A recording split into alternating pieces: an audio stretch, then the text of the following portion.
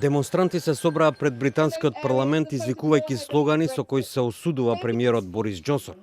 Откако неговото барање за прекинување на работата на парламентот беше одобрено од кралицата Елизабета II.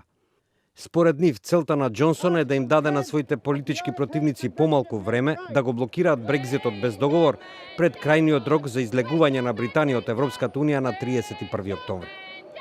Британските пратеници, од кои многу се на одмор, реагираа бесно на потегот на премиерот. Лидерот на главната опозицијска лабористичка партија, Джереми Корбин, упати протест до кралицата.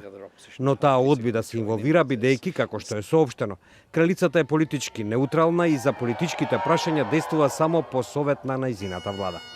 Според европратеникот Скот Ајнсли, станува збор за пуч кој мора да биде спречен. I think that the Queen has been put in a very, very difficult position. She's renowned for being a monarch who respects the wishes of the Prime Minister, but this Prime Minister doesn't have a mandate.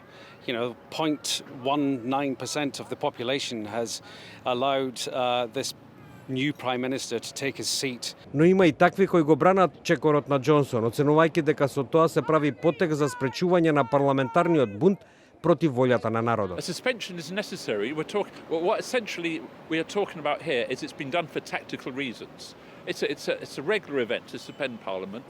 Од друга страна, експертите се согласуваат дека потегот на Џонсон представува најголема уставна криза во Британија откако Едвард VIII се откажа од престолот во 30-тите години од минатиот век. Професорот по меѓународна политика во Бирмингем, Скот Лукас, вели дека сегашната катастрофа со Брекзитот, со која се соочуваат Британија и Унијата, е поголема од Втората светска војна, поголема од кризата во Суец во 1956 година и од војната во Ирак 2003 година. This is an attempt which is not just simply to take Britain out of the European Union, but to say that Parliament has no say whatsoever in that final decision, and that is a very, very dangerous precedent.